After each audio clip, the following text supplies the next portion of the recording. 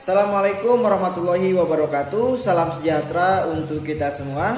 Saya Irfan Muhammad Gani, mahasiswa Fakultas Hukum Universitas Pasundan dengan NPM 18111 kelas B.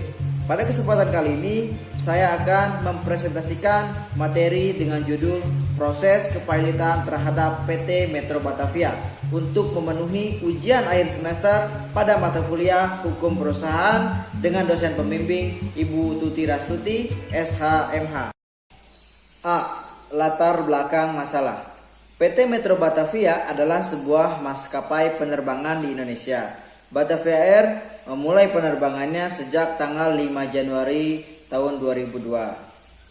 Pailit dalam Kamus Besar Bahasa Indonesia diartikan sebagai keadaan yang merugi, bangkrut. Sedangkan dalam Kamus Hukum Ekonomi menyebutkan bahwa liquidation atau likuidasi yaitu adalah pembubaran perusahaan diikuti dengan proses penjualan harta perusahaan, penagihan piutang, pelunasan utang, serta penyelesaian sisa harta atau utang antara pemegang saham. Sedangkan berdasarkan pasal 1 angka 1 Undang-Undang Nomor 27 Tahun 2004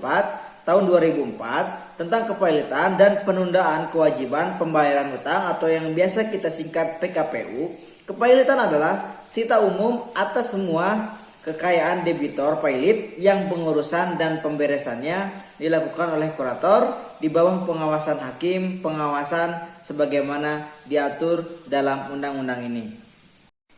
Proses terjadinya kepailitan sangatlah perlu diketahui karena hal ini dapat menentukan keberlanjutan tindakan yang dapat dilakukan pada perseroan yang telah dinyatakan pailit. Salah satu tahapan penting dalam proses kepailitan adalah tahap insolvensi, yaitu suatu perusahaan yang sudah tidak mampu membayar hutang-hutangnya lagi. Pada tahap insolvensi ini penting, artinya karena pada tahap inilah nasib debitur pailit ditentukan. Apakah harta debitur nantinya akan habis dibagi sampai menutup utangnya, atau debitur masih dapat bernapas lega dengan diterimanya suatu rencana perdamaian atau rekonstruksi utang. B. Rumusan masalah. Yang pertama, bagaimana proses terjadinya kepailitan. Yang kedua, bagaimana tanggung jawab hukum terhadap perusahaan yang mengalami kepailitan. Yang ketiga, bagaimana penyelesaiannya contoh kasus pailit Batavia Air. C. Pembahasan. 1. Proses kepailitan PT Metro Batavia.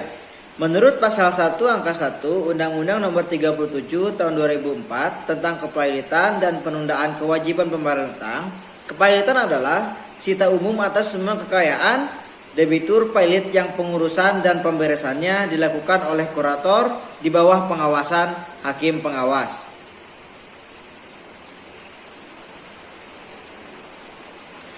Ada beberapa faktor penyebab perusahaan pailit. Di antaranya adalah sebagai berikut. Yang pertama, tidak mampu menangkap kebutuhan konsumen sehingga perusahaan dapat memberikan layanan atau produk yang diterima pasar. Yang kedua, terlalu fokus pada pengembangan produk sehingga perusahaan dapat melupakan kebutuhan konsumen. Perusahaan yang terlalu fokus pada pengembangan produk akan kehilangan kepekaan terhadap apa yang terjadi di dalam perusahaan, situasi di luar, dan lain sebagainya.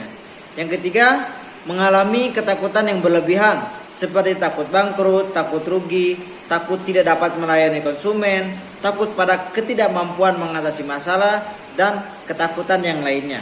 Sebenarnya ketakutan tersebut akan sangat wajar. Namun apabila ketakutan tersebut telah melebihi batas normal atau disikapi dengan tidak biasanya, maka kondisi tersebut harus diwaspadai karena akan menghambat kinerja perusahaan dan membawa kehancuran. Yang keempat, berhenti untuk melakukan inovasi dalam berbisnis. Inovasi penting untuk dilakukan oleh setiap pengusaha atau pebisnis. Karena tanpa melakukan inovasi, produk-produk yang dijual lama-kelamaan akan membosankan bagi masyarakat yang menjadi target pasar. Selanjutnya, kurang mengamati pergerakan kompetitor atau pesaing, sehingga akan menyebabkan sebuah perusahaan kita kalah bersaing atau tertinggal jauh di belakang. Sebuah perusahaan harus selalu memperhatikan langkah-langkah yang dilakukan oleh kompetitor. Selanjutnya, menetapkan harga yang terlalu mahal. Memang ada beberapa orang yang percaya bahwa harga mahal akan membuat produk sebuah perusahaan tampak lebih unggul atau tampak lebih mewah, bagus dari aslinya. Namun bagaimana jadinya jika ada perusahaan baru yang mengeluarkan produk mirip dengan barang perusahaan Anda dan menjualnya jauh lebih murah? Maka kemungkinan perusahaan Anda akan ditinggalkan konsumen. Yang terakhir, penyebab lainnya seperti terlilit utang, ekspansi yang berlebihan, penipuan yang dilakukan oleh CEO, kesalahan manajemen perusahaan, pengeluaran tidak terkendali, dan masih banyak lagi. 2. Tanggung jawab hukum terhadap perusahaan yang mengalami pailit. Pada pasal 97 ayat 1 Undang-Undang PT mewajibkan setiap anggota direksi untuk wajib dengan itikat baik dan penuh tanggung jawab untuk melakukan pengawasan perseroan untuk kepentingan dan usaha tujuan perseroan. Sehingga direksi bertanggung jawab atas pengurusan dan perwakilan terhadap perseroan dalam rangka untuk kepentingan dan tujuan perseroan. Tanggung jawab direksi atas kepailitan PT dijelaskan dalam ketentuan pasal 104 Undang-Undang PT. Maka dapat diketahui bahwa berdasarkan pasal 104 ayat 2 dan ayat 3 Undang-Undang PT, setiap anggota direksi bertanggung jawab secara renteng atas kepailitan perseroan. Jika kepailitan perseroan tersebut disebabkan oleh kesalahan atau kelalaian anggota direksi, dan juga bagi anggota direksi yang salah atau lalai yang pernah menjabat sebagai anggota direksi dalam jangka waktu 5 tahun sebelum putusan pailit diucapkan. Pada ayat 4-nya memberikan kesempatan kepada para anggota direksi untuk tidak bertanggung jawab atas kepailitan perseroan jika anggota direksi dapat membuktikan. Dengan demikian, beban pembuktian ada pada anggota direksi yang bersangkutan. Pembuktian adanya unsur kesalahan atau kelalaian menjadi kunci utama dalam menuntut pertanggungjawaban anggota direksi.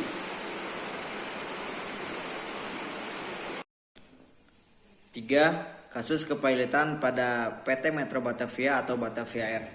Dari kasus yang terjadi, pada tahun 2012, Batavia Air mengatakan tidak bisa membayar hutang karena force majeure. Batavia Air menyewa pesawat Airbus dari International Lease Finance Corporation untuk angkutan haji. Namun, Batavia Air kemudian tidak memenuhi persyaratan untuk mengikuti tender yang dilakukan oleh pemerintah. Perjanjian tersebut bahwa ILFC menyewakan sebuah Airbus dengan harga sewa senilai 2.200 juta US dollar. Jangka waktu sewa adalah 6 tahun sejak 2009 yang kemudian berakhir pada tahun 2015. Lalu pada 30 Januari 2013 berdasarkan Undang-Undang Nomor 37 Tahun 2004 tentang kepailitan bahwasanya putusan pengadilan niaga Jakarta Pusat telah menyatakan pailit terhadap PT Batavia Air atau PT Metro Batavia. Lalu tahapan pengajuan permohonan pailitan dapat diajukan kepada pengadilan berwenang, yaitu pengadilan niaga yang berdomisili daerah tempat kedudukan debitur itu berada. Maka dalam hal ini yaitu pengadilan niaga Jakarta Pusat. Pengajuan permohonan pailit juga diajukan oleh kreditur sebagaimana yang diatur pada pasal 2 Undang-Undang Nomor 37 Tahun 2004. Permohonan pengajuan pailit diajukan kepada pengadilan melalui penetra. Pengajuan selain dapat dilakukan oleh kreditur atau lembaga yang diberikan kewenangan, yaitu debitur itu sendiri. Sesuai dengan yang telah dijelaskan tadi bahwasanya pengajuan permohonan pailit itu diajukan oleh kreditur sebagaimana yang diatur pada pasal 2 Undang-Undang Nomor 37 Tahun 2004. Permohonan pengajuan pailit diajukan kepada pengadilan melalui panitera. Kemudian panitera mendaftarkan permohonan kepailitan kepada ketua pengadilan niaga dalam jangka waktu paling lambat 1 hari terhitung sejak tanggal permohonan didaftarkan. Dalam jangka waktu paling lambat 2 hari terhitung sejak tanggal permohonan pernyataan pailit didaftarkan, pengadilan mempelajari permohonan dan menetapkan hari sidang. Sidang pemeriksaan atas permohonan kepailitan diselenggarakan paling lambat 20 hari sejak permohonan.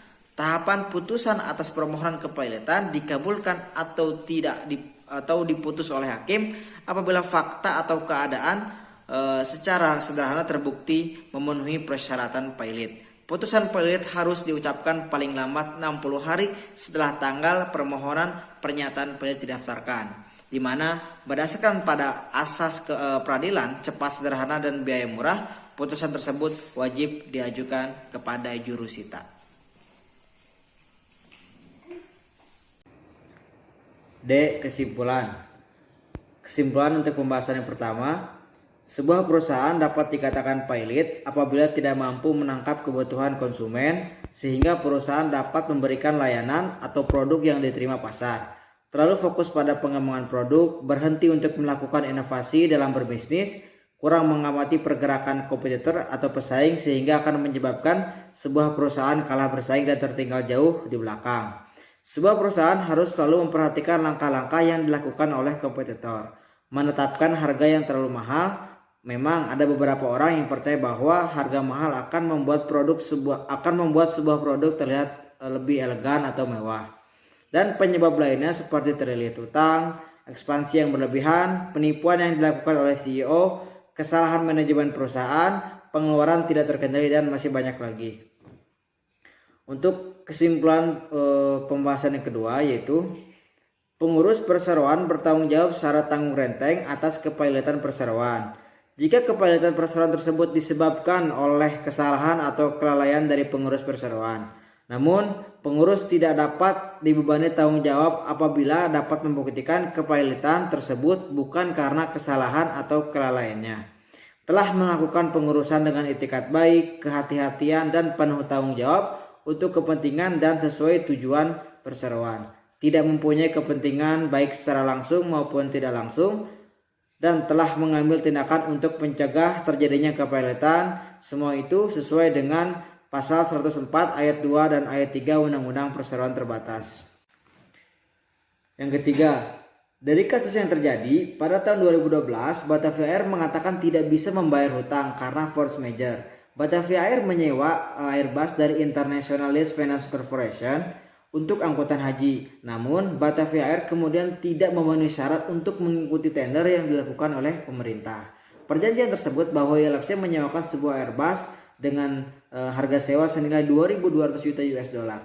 Jangka waktu sewa adalah 6 tahun, dimulai berawal dari 2009 dan berakhir pada 2015.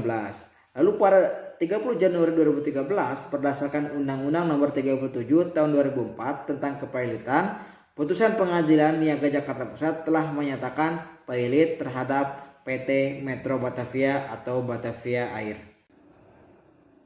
Saran. Dari pemaparan dari pembahasan yang tadi saya uraikan, saya ingin memberikan saran. Yang pertama, sebaiknya Kementerian Perhubungan menerapkan klasifikasi kesehatan perusahaan penerbangan. Perlu ada kategori airline dalam kondisi pengawasan khusus dan dilakukan pembatasan kegiatan usaha sebelum airline ditutup atau berhenti beroperasi. Dalam reformasi hukum kepilotan, perlu adanya pendekatan yang berbeda dalam menangani perkara kepilotan untuk perusahaan yang bergerak di bidang pelayanan publik. Sama halnya di sektor keuangan, di mana untuk menyatakan pilot perlu ada persetujuan dari otoritas keuangan atau biasa disebut dengan OJK, Kementerian Keuangan, dan Bank Indonesia. Sudah waktunya prinsip yang sama diterapkan di sektor perhubungan. Untuk menyatakan sebuah operator jasa transportasi dinyatakan pilot, perlu ada persetujuan dari Kementerian Perhubungan.